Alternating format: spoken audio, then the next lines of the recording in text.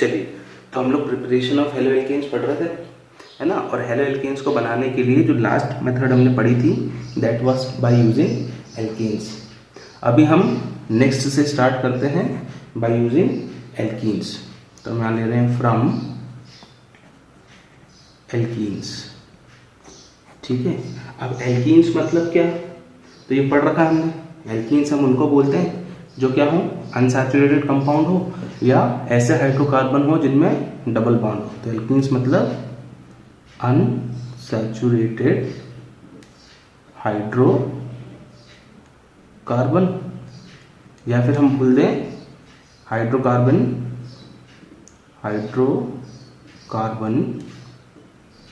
Containing double bond, ठीक है। तो हम अभी एल्कीन्स को यूज करके क्या बना रहे हैं, हेलो एल्कीन्स। अब एल्कीन को यूज कर हेलो एल्कीन्स बनाने के लिए भी हमारे पास दो मेथड है, ठीक है। तो हम पहला ले लें यहाँ पर, first is addition of hydrogen halides और हेलोजन एसिड्स। फर्स्ट हम क्या बोल रहे हैं, एडिशन ऑफ हाइड्रोजन हैलाइड्स और हेलोजन एसिड, है ना। इस हेलोजन एसिड के बारे में हमने पीछे भी देखा था।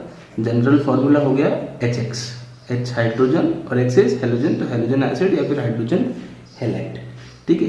अब बिल्कुल सिंपल तरीके से देखें तो रिएक्शन यहाँ पर क्या हो रही होगी उसकी बात करें तो वो कुछ ऐसा होगा कि C डबल बॉन्ड C, ये हो गया हमारा क्या, एल्कीन, ठीक है। इसकी रिएक्शन हम कर रहे हैं किससे, HX से। ये रिएक्शन चल रही है और जब आपने ये रिएक्शन की तो सिंपल सा है कि डबल बॉन्ड में एक बॉन्ड हमने पढ़ा है सिग्मा होता है, एक बॉन्ड होता है pi bond, and pi bond is weak bond as compare to sigma bond. तो ये पाई बॉन्ड टूट जाएगा और आपको कार्बन की इक्विवेलेंसी इस तरीके से खाली मिलेगी। ये दो बॉन्ड पहले से थे, है ना, ये बोलते हैं, फिर ये दो बॉन्ड पहले से थे, तो जो दो जगह खाली हुई है उसमें एक पर H और एक में X लग गया। तो ये जनरल सी रिएक्शन हो गई जब एल्कीन्स के ऊपर या डबल बॉन्डेड कंपाउंड के ऊपर हेलोजन एसिड की रिएक्शन हुई। अच्छा, इसके मैकेनिज्म की अगर हम बात करें, है ना, मैकेनिज्म की रिएक्शन हुई कैसे, तो बिल्कुल सिंपल सा लॉजिक है रिएक्शन के लिए। क्या कि ये जो C डबल बॉन्ड C, हम एल्कीन की बात कर रहे थे, जब इसकी रिएक्शन HX से हुई, है ना, तो हमको मालूम है कि यहाँ X पे क्या है, लोन पेयर्स भी हैं, and this X is electronegative. तो इलेक्ट्रोनेगेटिव होने के कारण वो इलेक्ट्रॉन्स को यहाँ से अट्रैक्ट कर लेगा, जिसकी वजह से H पर पार्शियल पॉजिटिव आएगा और उस पॉजिटिव के ऊपर फिर ये जो कार्बन का पाई वाला इलेक्ट्रॉन है ये अटैक कर सकता है इस तरीके से। तो आपको जो प्रोडक्ट मिलेगा वो क्या हो जाएगा कि यहाँ आ गया C सिंगल बॉन्ड C, इसने एक H ले लिया इस तरीके से और ये बन गया है कार्बोकेटाइन। अब यहाँ से बचा क्या, X नेगेटिव, है ना, यहाँ से क्या बच गया, X नेगेटिव। ये X नेगेटिव अब यहाँ आकर अट्रैक्ट कर सकता है पॉजिटिव चार्ज पर। तो अगली रिएक्शन में हमारे पास ये था कार्बन का केटायन प्लस कौन आ गया, X नेगेटिव। ये रिएक्शन होगी और ये जो X नेगेटिव है वो यहाँ पर अटैक कर देगा कार्बन के ऊपर, है ना। तो प्रोडक्ट में क्या मिल जाएगा, C, यहाँ आ गया X, C यहाँ आ गया H, ये हमारी रिएक्शन हो गई। ये बन गया क्या, हेलो एल्केन, ठीक है। ये बना था क्या, कार्बोकेटाइन, ठीक है। जब X नेगेटिव ने अट्रैक्ट किया तो X नेगेटिव इज न्यूक्लियोफाइल, तो हम इसको न्यूक्लियोफिलिक एडिशन भी बोल सकते हैं रिएक्शन में। क्लियर है, चीज समझ में आ गई, है ना। अब बात करें कि इस रिएक्शन के लिए क्या क्या कंडीशंस जनरेट हो सकती हैं, ठीक है। अभी तो हमने नॉर्मल रिएक्शन के लिए क्या बोल दिया, हमारे पास की डबल बॉन्डेड एल्कीन था और रिएक्शन किससे कर रहा था, HX से, ठीक है। अब अगर मैं यहाँ कंपाउंड डालता हूँ, सपोज मानो मैंने लिया पहला कि हम लेते हैं CH2 double bond CH2, this is ethene, ठीक है। इस पे मैंने रिएक्शन कर दिया HX, तो मुझे मालूम है कि HX टूट कर क्या बना रहा है, H प्लस और X माइनस, और ये H प्लस और X माइनस जो है वो इसके ऊपर अटैक कर रहा है। ठीक है। अब इस कंडीशन में देखें तो जैसे ही डबल बॉन्ड टूटा तो CH2 सिंगल बॉन्ड CH2 और इसकी एक इक्विवेलेंसी खाली हो गई। ठीक है। अब यहाँ से एक H निकला और एक X निकला। अब पॉजिटिव किस पे जोड़ना है और नेगेटिव किस पे जोड़ना है? अगर हम इसके डिसीजन की बात करें तो क्योंकि यहाँ पर दोनों कार्बन के पास नंबर ऑफ हाइड्रोजन क्या है? सेम। दैट मीन्स दोनों कार्बन का एनवायरनमेंट कैसा है? सेम। तो उस कंडीशन में हमको ये डिसाइड करने की ज़रूरत नहीं है कि हम नेगेटिव किस पर भेजें और पॉजिटिव किस पर भेजें। ठीक है। तो आप किसी पर भी H जोड़ सकते हो और किसी पर भी X जोड़ सकते हो। इसकी जगह आप CH2 और CH2 इस पर H जोड़ दें और इस पर X जोड़ दें, डजेंट मैटर। क्लियर है चीज़, है ना? अच्छा, अब इसकी जगह हम एक दूसरा एग्जाम्पल लेते हैं। मान लो हम ले लें सपोज हम ले लेते हैं ब्यूटूइन। तो हमने लिया CH3CH double bond CH single bond CH3, है ना? 1 2 3 4। तो सेकंड पे क्या है? डबल बॉन्ड है तो ब्यूटूइन हो गया। और इसमें रिएक्शन मैंने मालूम करा दी HX की, तो X की जगह हम कंपाउंड डाल दें Br, ये हो गया HBr। इस कंडीशन में टूट कर क्या मिल रहा है? H पॉजिटिव और Br नेगेटिव। ठीक है। अब यहाँ देखो, यहाँ जो रिएक्शन होनी है, हमने ऊपर क्या बोला है कि रिएक्शन वहीं होगी जहाँ अनसैचुरेशन होगा। जैसे ये मॉलिक्यूल क्या था? अनसैचुरेटेड था, तो यहाँ से जो H पॉजिटिव और X नेगेटिव निकल रहे थे, they were attacking on that carbon which was bearing double bond, है ना? H पॉजिटिव और X नेगेटिव उस कार्बन पे जाकर जुड़ रहे थे जिसपे क्या प्रेजेंट था? Double bond. वही कॉन्सेप्ट अगर हम यहाँ देखें तो यहाँ डबल बॉन्ड किस पे प्रेजेंट है? CH double bond CH2। मतलब जो भी रिएक्शन होगी, जो भी जाकर एडिशन होगा वो इसी के ऊपर होगा। तो हमको मिलेगा CH3 सिंगल बॉन्ड CH, ये डबल बॉन्ड टूटकर सिंगल हो गया, बाकी सब सेम और दोनों की एक बॉन्ड खाली हो गए। क्लियर है चीज, है ना? अब इस कंडीशन में अगर हम देखें तो इस कंडीशन में भी जो H पॉजिटिव और Br नेगेटिव है उसको हम जहाँ जोड़ने ले जा रहे हैं वहाँ प्रेजेंट दोनों कार्बन पर नंबर ऑफ हाइड्रोजन क्या है? सेम। मतलब दोनों का एनवायरनमेंट सेम है, तो हम कुछ भी बना सकते हैं। यहाँ पर डिसाइड करने की ज़रूरत नहीं है कि कहाँ पर Br जोड़े और कहाँ पर H। तो मैं यहाँ H जोड़ देता हूँ, यहाँ पर Br जोड़ देता हूँ। क्लियर है? ये समझ में आया, है ना? अब थोड़ा सा इसको बदलते हैं। अब थर्ड एग्जाम्पल अपन लेते हैं, मान लो प्रोपीन। तो CH3CH डबल बॉन्ड CH2, इस पे मैंने कर दिया HBr का एडिशन। ठीक है। अब इस कंडीशन में जो अनसैचुरेशन है वो यहाँ प्रेजेंट है ना? ये अनसैचुरेटेड कंपाउंड हो गया। तो जो रिएक्शन होगी वो CH3 सिंगल बॉन्ड CH फिर सिंगल बॉन्ड CH2, इसका और इसका बॉन्ड खाली हुआ, है ना? अब देखने वाली बात यह है कि जिस अनसैचुरेटेड सिस्टम पर हम रिएक्शन करवाने के लिए ले जा रहे हैं वहाँ पर जो भी दो कार्बन प्रेजेंट हैं जिसके बीच में डबल बॉन्ड है, उस कार्बन के ऊपर नंबर ऑफ हाइड्रोजन्स क्या है? डिफरेंट। यहाँ एक हाइड्रोजन है, यहाँ दो हाइड्रोजन है। तो इस कंडीशन में जो H और Br यहाँ से निकल रहा है, H प्लस और Br माइनस, उसमें H कहाँ जुड़ेगा और Br कहाँ जुड़ेगा ये थोड़ा सा फिक्स हो गया है। ठीक है। और यहाँ पर जो नेगेटिव पार्ट है, negative part of the reactant goes to that carbon which has least number of hydrogen। मतलब नेगेटिव पार्ट उस कार्बन पे जाएगा जिस कार्बन पे हाइड्रोजन का नंबर क्या है? कम। और यहाँ हाइड्रोजन का नंबर कम कहाँ है? यहाँ पर। तो यहाँ पर Br जुड़ जाएगा और यहाँ पर H जुड़ जाएगा। नाउ दिस इज फिक्स्ड, है ना? जहाँ पर दोनों कार्बन जिनके बीच में डबल बॉन्ड है वहाँ पर अगर नंबर ऑफ हाइड्रोजन सेम होते हैं तो हमको ये डिसाइड करने की ज़रूरत नहीं है कि नेगेटिव कहाँ भेजें और पॉजिटिव कहाँ भेजें। लेकिन वो दो कार्बन जिनके बीच में डबल बॉन्ड है और नंबर ऑफ हाइड्रोजन डिफरेंट है, अलग अलग है, तो वहाँ पर नेगेटिव पार्ट को हमको उस कार्बन पर जोड़ना है जिस कार्बन पर नंबर ऑफ हाइड्रोजन कम है ना? तो this was given by a scientist called Markovnikov, और इसीलिए इस रूल को हम बोल देते हैं मार्कोनिकॉव रूल, है ना? स्पेलिंग में यहाँ लिख रहा हूँ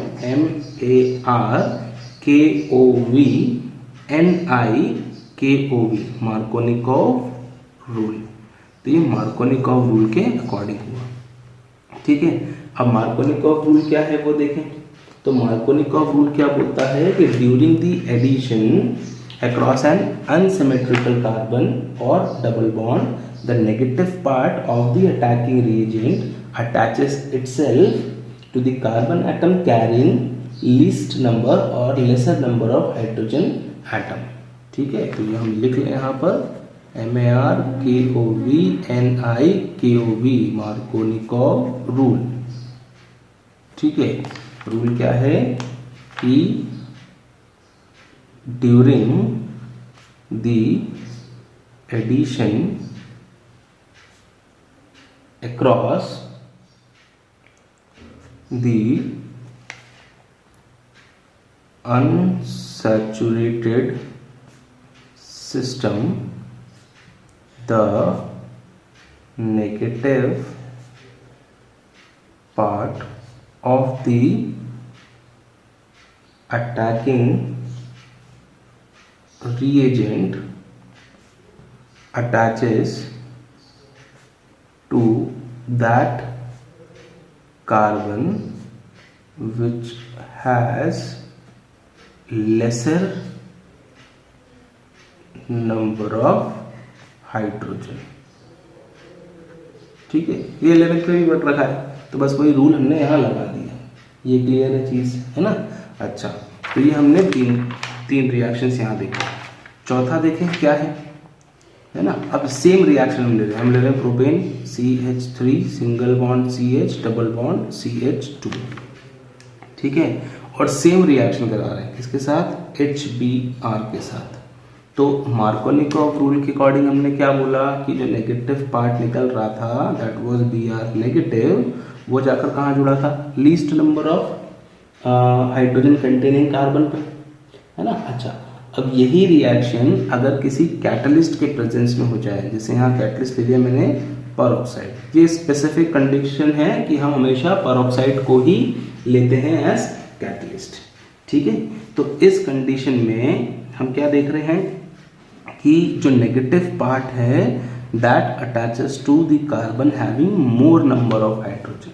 ठीक है, तो यहाँ हमारे को प्रोडक्ट क्या मिल गया, CH3 single bond CH single bond CH2, इस पे आ गया क्या Br और इस पे आ गया क्या H, है ना। अब ये जो प्रोडक्ट के अंदर चेंज आया है that is due to the addition of peroxide, और इसीलिए इस इफेक्ट को हम बोल देते हैं परऑक्साइड इफेक्ट, है ना।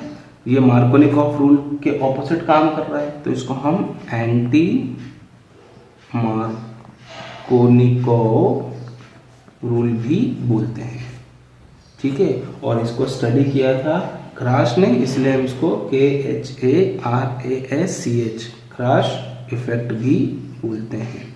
तो ये तीनों नाम से जाना जाता है। तो याद रखें इसको कि अगर बिना किसी कैटलिस्ट या परऑक्साइड के प्रेजेंस के उसमें रिएक्शन अगर हो रही है तो हम जो रिएक्शन है उसको मार्कोनिकॉव रूल के थ्रू करेंगे, और अगर रिएक्शन किसी परऑक्साइड के प्रेजेंस में हो रही है तो फिर रिएक्शन को हम एंटी मार्कोनिकॉव रूल या क्रॉस इफेक्ट के फॉर्म में करेंगे। ये क्लियर है, ठीक है। चल, तो परऑक्साइड इफेक्ट तक तो हमारा हो गया। अच्छा, अब ये परऑक्साइड इफेक्ट में ये जो चेंज आया, जहां हम बोल रहे हैं कि जो नेगेटिव पार्ट है रिएजेंट का that is attaching to that carbon which has more number of hydrogen, ऐसा क्यों हुआ उसकी बात करें। ठीक है ना। तो ये जो एडिशन ऑफ HBr होता है इन प्रेजेंस ऑफ परऑक्साइड, ये होता है बाय फ्री रेडिकल मैकेनिज्म। ठीक है, ये जो रिएक्शन चल रही है this is occurring by free radical mechanism, है ना। अब ये फ्री रेडिकल मैकेनिज्म क्या है वो देखें। जैसे पीछे एडिशन हो रहा था न्यूक्लियोफिलिक वाला, यहाँ पर फ्री रेडिकल सब्स्टिट्यूशन है। कैसे कि हम जो ले रहे हैं परऑक्साइड, है ना, यहाँ पर हम जनरली यूज करते हैं बेंजोइल परऑक्साइड। इसका फॉर्मूला हो गया C6H5C double bond O C double bond O C6H5। है ना। इस केस में यहाँ पर 2 इलेक्ट्रॉन है, ठीक। और जब हम इसको एज पेरोक्साइड यूज कर रहे हैं रिएक्शन में, तो यहाँ पर हो रहा है होमोलिसिस। होमोलिसिस मतलब ब्रेकिंग ऑफ बॉन्ड सिमेट्रिकली। तो ये जो बॉन्ड है वो ऐसा यहाँ सेंटर से ऐसा टूट गया, एक इलेक्ट्रॉन इसके पास और एक इलेक्ट्रॉन इसके पास ऐसा चला गया, ठीक है ना। अच्छा, अब इससे हुआ क्या, तो इससे अपने को जो मिला that is 2 molecule of C6H5COO, है ना। एक O with an extra electron, free electron. यहाँ से रिएक्शन जो है वो आगे बढ़ती है और हमको मिलता है 2C6H5 के फ्री रेडिकल प्लस 2CO2, ये बाहर हो जाता है, ठीक है। तो this is the species which is acting as a reactant, यहाँ पर ऐसा बोल दें हम, है ना। ये पहली स्टेप हुई, ठीक। अच्छा, सेकंड स्टेप में क्या हो रहा है, तो सेकंड स्टेप में ये जो C6H5 का फ्री रेडिकल बना है, ये हमारे HBr से, ये पेरोक्साइड से क्या मिल गया, ये मिल गया, और HBr से अब रिएक्शन हो रही है तो HBr था, है ना। अब बॉन्डिंग करने के लिए सिर्फ एक इलेक्ट्रॉन की जरूरत है, तो यहाँ पर फिर से होमोलिसिस हो जाएगा, है ना। ये जो है this will again give homolysis, result in homolysis. तो ये ऐसा टूटेगा और ये इस एक को लेकर चला जाएगा, तो क्या बना लेगा C6H6 और साथ में ब्रोमीन का फ्री रेडिकल इसने जनरेट करा दिया, ठीक है। अब ये जो ब्रोमीन का फ्री रेडिकल है, this will attack on our main substrate. तो यहाँ पर थर्ड स्टेप में क्या हो गया कि जो Br का फ्री रेडिकल था, ये रिएक्ट कर रहा है CH3CH डबल बॉन्ड CH2 के साथ। अच्छा, अब यहाँ देखो, ये जो ऊपर पाई इलेक्ट्रॉन्स है, ठीक है, ये पाई इलेक्ट्रॉन बॉन्डिंग में पार्टिसिपेट करेंगे। अब क्योंकि Br एक सिंगल इलेक्ट्रॉन लेकर आ रहा है और अगर इसको इसमें बॉन्डिंग करनी है तो यहाँ से भी सिर्फ एक ही इलेक्ट्रॉन यूटिलाइज होगा, ठीक है। तो एक इलेक्ट्रॉन जो है वो इसके पास और एक इलेक्ट्रॉन जो है वो इसके पास जाएगा और यहाँ से फिर 2 प्रोडक्ट बनने के चांसेस हो गए। या तो Br यहाँ भी जुड़ सकता है और यहाँ भी जुड़ सकता है। अभी दोनों तरफ जोड़ के देख लें, एक में बनता है CH3CH, ये सिंगल बॉन्ड CH2 के साथ जुड़ गया Br, यहाँ आ गया एक फ्री रेडिकल, है ना। इसमें क्या आ गया, CH3CH के साथ आ गया Br और यहाँ आ गया CH2 का फ्री रेडिकल, ठीक है। अब अगर हम इनको देखें और थोड़ा सा कॉन्सेप्ट लगाए 11th वाला, तो ये जो बना है दिस इज 2 डिग्री कार्बोकेटायन, या सॉरी 2 डिग्री फ्री रेडिकल, है ना। ये क्या है, 2 डिग्री फ्री रेडिकल। इधर से भी एक R है, इधर से भी एक R है ना। ये अपने आप में एक R ग्रुप है, ये अपने आप में R ग्रुप है, तो 2 डिग्री हो गया। और इस केस में ये पूरा क्या है, एक R ग्रुप है, तो ये हो गया 1 डिग्री फ्री रेडिकल। और इस कंडीशन में देखा जाए तो 2 degree free radical is more stable, इस वजह से उसके फॉर्मेशन के चांसेस ज़्यादा होंगे। और इसीलिए हम बोल रहे हैं कि जब आप पेरोक्साइड के फॉर्म में रिएक्शन करा रहे हैं या प्रेजेंस में करा रहे हैं, तो जो नेगेटिव पार्ट है वो उस कार्बन पे जुड़ेगा जिस पे हाइड्रोजन ज़्यादा हो। क्यों जुड़ रहा है, बिकॉज उस केस में ऐसा फ्री रेडिकल जनरेट हो रहा है विच इज मोर स्टेबल। ये कॉन्सेप्ट अभी क्लियर हो गया है। तो ये एंटी मार्कोनिक वाला हो गया, ठीक है। तो इस केस में हमने एंटी मार्कोनिक, मार्कोनिक, उनके रीजंस भी देख लिए क्या है। तो ये जो पहला पॉइंट हमने यहाँ से लिया था that was addition of hydrogen halides और हैलोजन एसिड, वो हमने कर दिया, ठीक है। अब जो सेकंड है, ठीक है, सेकंड क्या है, second is addition of halogen, addition of halogen. Halogen मतलब जैसे Cl2, Br2 एक्सेट्रा। तो ये तो बिल्कुल सिंपल सा है कि हमने लिया है C डबल बॉन्ड C, इस पे 2 ऐसे H होंगे स्टेबल करने के लिए, यहाँ 2 H हो गए। इसकी रिएक्शन हमने कर दी इससे X2 से, तो जब हमने रिएक्शन की तो दोनों पे एक X जुड़ जाएगा, तो यहाँ आ गया CH2 के साथ एक X और यहाँ आ गया CH2 के साथ एक X। तो बिल्कुल सिंपल सी रिएक्शन हमने की है ना। अब ये जो reaction this occurs in presence of CCl4, CCl4 is acting as a medium और सॉल्वेंट। क्लियर है, चीज समझ में आ रहा है ना। इस रिएक्शन से हम डिटेक्शन ऑफ डबल बॉन्ड भी कर सकते हैं, ठीक है। हम क्या बोल रहे हैं, this is an important reaction for the detection of double bonds in the compound. क्या लिखें, this is an important test to detect double bonds. ठीक है, क्योंकि अगर X2 के साथ रिएक्ट होकर यहाँ प्रोडक्ट बनेगा तो वो तभी बनेगा जब बीच में क्या हो, डबल बॉन्ड हो, वरना रिएक्शन नहीं होगा। क्लियर है चीज़? तो हम इस रिएक्शन को डबल बॉन्ड डिटेक्ट करने के लिए यूज़ कर सकते हैं। ठीक, अच्छा, अब यहाँ एक चीज़ याद रखनी है, ये जो रिएक्शन अभी हम कर रहे थे this was occurring at room temperature.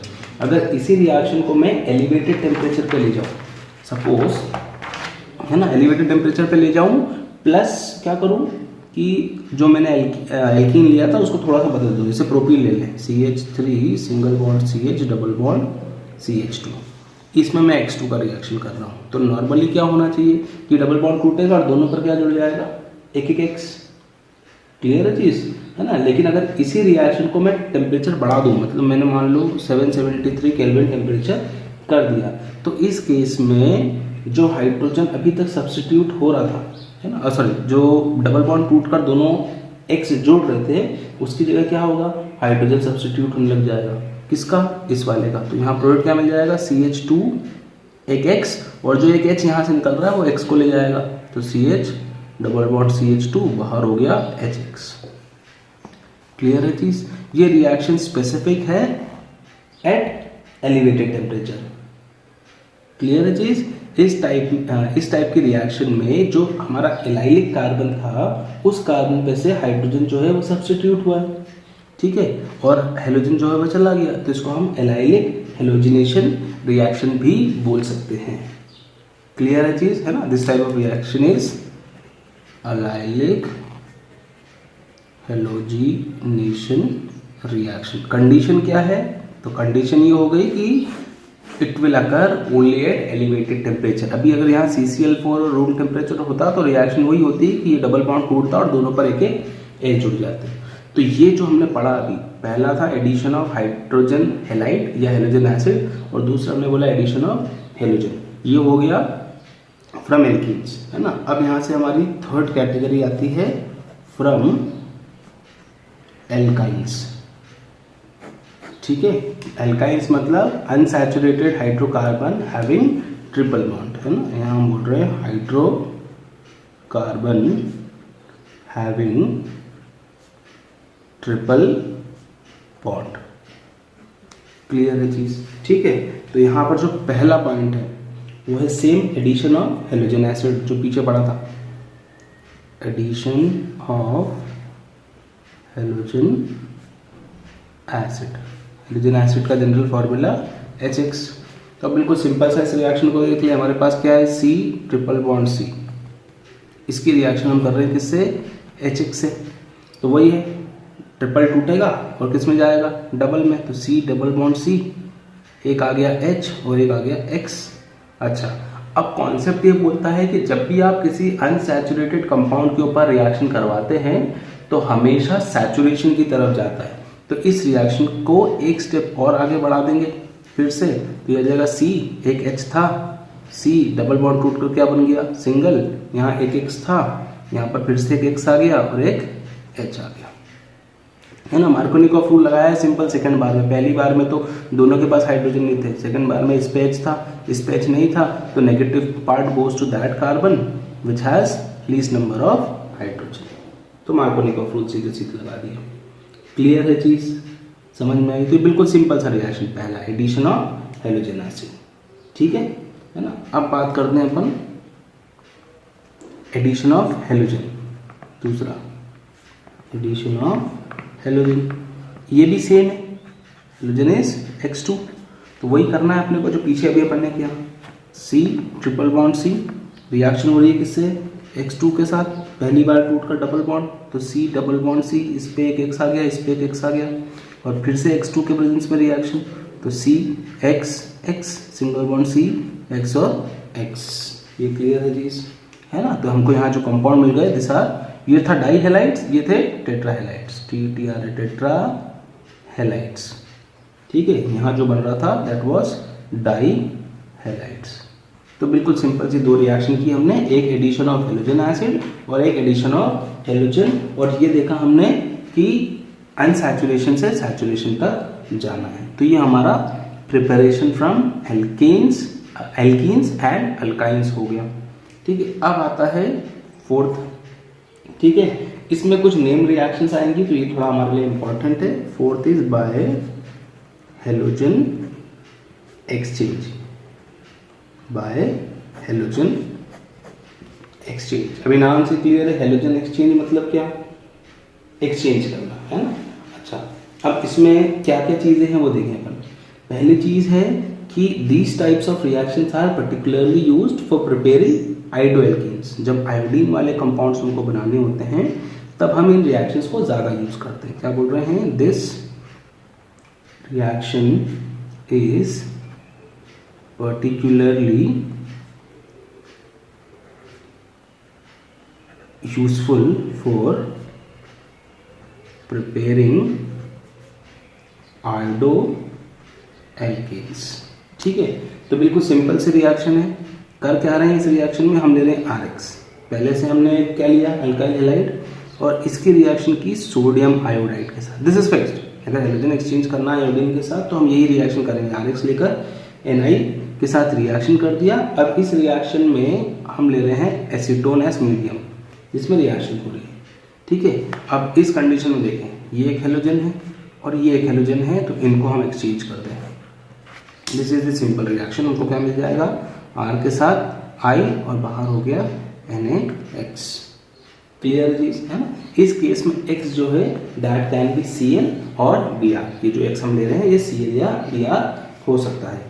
Formula लिखकर करना है अगर तो CH3CH2Br लिया मान लो, प्लस किया NaI के साथ, तो मुझे क्या मिल गया, CH3CH2I प्लस NaBr। क्लियर हो गई चीज़। तो यहाँ पर जो हेलोजन एक्सचेंज वाले रिएक्शन हम कर रहे हैं वो इस तरीके से होगी। इस रिएक्शन को जिस साइंटिस्ट ने दिया था उसके नाम पर हम इस रिएक्शन को पढ़ते हैं एज फिंकलस्टीन रिएक्शन, है ना। तो this reaction is known as Finkelstein reaction, FINKELSTEIN, Finkelstein reaction. ये जितनी भी नेम रिएक्शंस आएंगी ऑर्गेनिक केमिस्ट्री में ये सब आपके लिए बहुत इंपॉर्टेंट है। ठीक है, एक क्वेश्चन हम एक्सपेक्ट कर सकते हैं कि आपको एग्जाम में आ जाए जो नेम रिएक्शन से रिलेट करके आता है। ठीक है, तो जो हेलोजन एक्सचेंज में रिएक्शन हमने पढ़ी उसका नाम हो गया फिंकलस्टीन रिएक्शन। क्लियर है चीज, है ना। अच्छा, अब इस पूरी पर्टिकुलर केस में हमने किसकी बात कर ली, हाइड्रोएल्केन्स की। अब और क्या चीज़ें हो सकती हैं उसकी देखें। तो हमने पढ़ा है इसके पहले कि जब हम फ्लोरोएल्केन्स की बात करते हैं, फ्लोरीन वाले डेरिवेटिव जब हम बनाने की बात करते हैं तो उसको हम डायरेक्टली प्रिपेयर नहीं कर सकते। रीज़न मैंने बोला था कि एक्सोथर्मिक होते हैं और हाईली वायलेंट होती है रिएक्शन, जिस वजह से कार्बन कार्बन का बॉन्ड भी टूट जाता है। ठीक है, तो उस केस में जब मुझे कोई फ्लोराइड वाला कंपाउंड बनाना हो तब भी हम हेलोजन एक्सचेंज को यूज़ कर सकते हैं। जैसे आयोडीन वाले के लिए एक रिएक्शन हमने पढ़ ली जिसको हमने बोला फिंकलस्टीन रिएक्शन, वैसे ही अगर मुझे फ्लोरो कंपाउंड्स बनाने हैं तो भी मैं एक रिएक्शन पढ़ रहा हूँ which is called sword reaction. ये स्वार्ट ने दी थी। ठीक है, जैसे मान लो मैंने लिया CH3 CH2 और Cl, ठीक है, क्लोरोइथेन। तो इसकी रिएक्शन मैं कर सकता हूँ Hg2F2 के साथ। Hg2F2 is mercurous fluoride. इस रिएक्शन में भी हेलोजन एक्सचेंज होगा, तो CH3 CH2F बाहर हो गया क्या 2 Hg2 और Cl2, क्या बाहर हो गया Hg2 और Cl2। यहाँ मिल गया मेरे को फ्लोरोइथेन।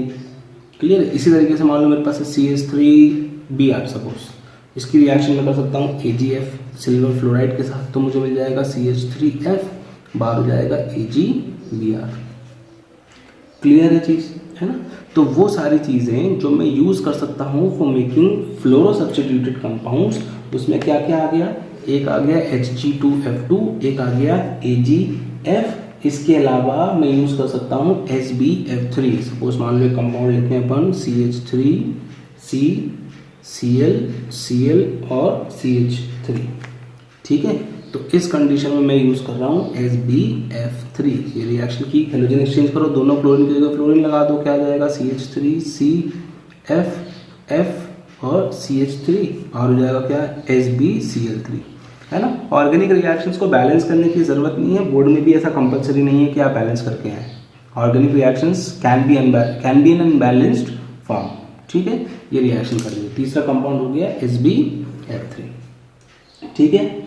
अच्छा, SbF3 की जगह आप COF3 ये भी यूज़ कर सकते हैं, कोबाल्ट फ्लोराइड। बस कंडीशन ये है कि SbF3 और COF3 को आप तब यूज़ करें जब आपके पास यहाँ पर 2 या 3 हेलोजन वाला कोई कंपाउंड हो। सिंगल हेलोजन वाले कंपाउंड में आप Hg2F2 यूज़ कर सकते हैं, AgF यूज़ कर सकते हैं, और मल्टीपल हेलोजन कंपाउंड्स के अंदर आप SbF3 या फिर और COF3 भी यूज़ कर सकते हैं।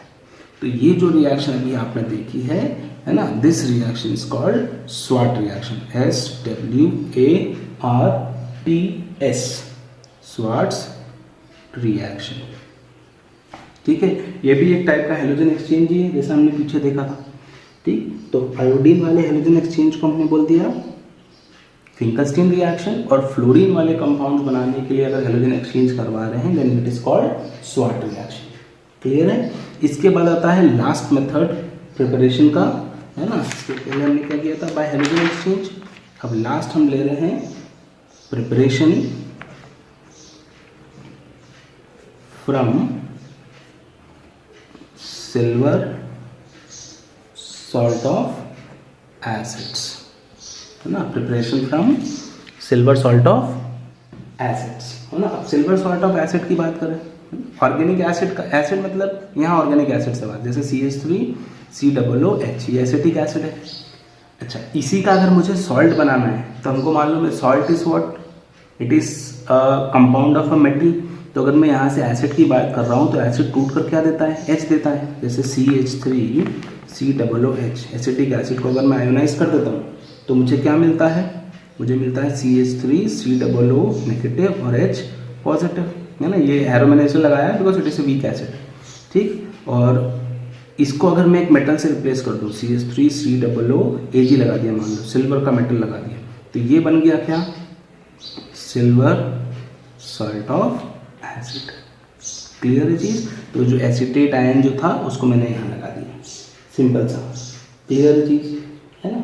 अब यहाँ रिएक्शन हम क्या बोल रहे हैं, मान लो मैंने लिया CH3COO Ag और इसका रिएक्शन किया Br2 के साथ, ब्रोमीन के साथ, तो यहाँ पर क्या बन जाएगा, हमको बनाना है हेलोजन, तो हेलो एल्केन्स, तो CH3 के साथ एक Br, तो ये हो गया CH3Br, Ag के साथ एक Br, तो AgBr, और बच गया क्या, CO2। This is fixed. ये CO2 तो निकलना ही निकलना है किसी भी सॉल्ट में से, है ना। कोई भी ये जो सिल्वर का सॉल्ट आप लोगे तो CO2 बाहर जाएगा। क्लियर है चीज़। इस कंडीशन में अगर मैं हेलाइट के ईल्ड की बात करूँ कि कौन सा जल्दी बनेगा, तो प्राइमरी वाला जल्दी बनता है as compare to secondary and as compare to tertiary. मतलब ये जो चीज़ थी, अगर इसके H को मैं हटाकर यहाँ पर R ग्रुप लगा देता हूँ तो यहाँ पर बनने की प्रोसेस थोड़ी स्लो हो जाएगी, है ना। प्राइमरी जल्दी बन जाता है, secondary is less than primary and tertiary is less than secondary and primary. Clear है। इस रिएक्शन को हम बोलते हैं हुंस-डिकर रिएक्शन, ये भी साइंटिस्ट के नाम पर है। This reaction is called HUNSDIECKER, Hunsdiecker reaction. बहुत सारी बुक्स में ये पूरे नाम में मिलेगी आपको, बोरोडाइन हुंस-डिकर रिएक्शन या बोरोडीन हुंस-डिकर रिएक्शन, ठीक है। ये क्लियर हो गया। तो silver salt of fatty acid से हम सिल्वर सॉल्ट ऑफ एसिड से हम इस तरीके से बना सकते हैं, बाहर AgBr और क्या हुआ, CO2। क्लियर है ना। अब हमने बोल दिया कि भाई हुंस-डिकर रिएक्शन से हमने तो बना लिया, ठीक है। अब देखो एक चीज़ है जो यहाँ याद रखने वाली है, वो ये कि जब आपने हुंस-डिकर रिएक्शन यूज़ करके बनाया तो आपने रिएक्शन क्या बोल दी कि CH3COO Ag था, इसकी रिएक्शन आपने ब्रोमीन से करी थी और आपको मिल गया CH3Br प्लस में CO2 और प्लस में AgBr, ठीक है। अच्छा, इस रिएक्शन को यूज़ करके अगर मैं आयोडीन बनाने की बात करूँ तो ये रिएक्शन नहीं हो सकती। मतलब क्या बोल रहे हैं कि CH3COO Ag प्लस अगर मैं I2 करता हूँ तो मुझे यहाँ पर CH3I प्लस AgI और प्लस CO2 ये मिल जाए, दिस इज़ नॉट पॉसिबल। ये रिएक्शन ऐसे नहीं हो सकती। रीज़न क्या है कि जब मैं आयोडीन के साथ इसके रिएक्शन करवाता हूँ तो आयोडो एल्केन्स बनने की जगह ईस्टर्स बन जाते हैं। ठीक है, कैसे कि जो CH3COOAg था, इसके 2 मॉलिक्यूल ऐसे आकर आयोडीन के प्रेजेंस में रिएक्शन देते हैं और इस कंडीशन में अपने को क्या मिल जाता है कि CH3CO2 और CH3 ये बाहर हो जाता है, CH3COOCH3 प्लस में AgAg2 गिव्स AgI 2AgI और बचा क्या CO2। क्लियर है? तो आयोडीन के साथ रिएक्शन करते टाइम क्या हो जाता है, ईस्टर्स बन जाते हैं, इसीलिए iodo alkanes can not be prepared. क्या बोल रहे हैं अपन, iodo alkanes can not be prepared by this reaction. ठीक है, अब जैसे पीछे वाली रिएक्शन को हमने होन्स-डिकर रिएक्शन बोला, वैसे यहाँ पर नाम है BIRNBAUM, है ना, बिरबॉम सिमोनिनी, SIMONINI, सिमोनिनी रिएक्शन। खैर ये नाम आपको याद करने की जरूरत नहीं है, आपकी बुक में होगा नहीं शायद। 3 रिएक्शन हैं आपके लिए जो इंपॉर्टेंट है, फिंकलस्टीन रिएक्शन, स्वाट रिएक्शन और जो अभी पढ़ी हमने होन्स-डिकर रिएक्शन। क्लियर है? तो यहाँ तक हमने प्रिपरेशन खत्म कर दिया हेलो एल्केन्स का। अगली क्लास में हम प्रिपरेशन ऑफ हेलो एरीन्स करेंगे। ठीक है, प्रिपरेशन ऑफ हेलो एरीन्स करने के बाद फिर हम प्रॉपर्टीज़ की बात करेंगे और चैप्टर में आगे देखेंगे कि क्या है। इससे रिलेटेड अगर आपको कोई भी डाउट है तो आप कमेंट सेक्शन में डाल दें। ठीक है, आज की क्लास में हमने preparation from alkenes, alkynes, halogen exchange and preparation from silver salt of acids, इनके बारे में बात कर ली। ठीक है, चलिए, थैंक यू।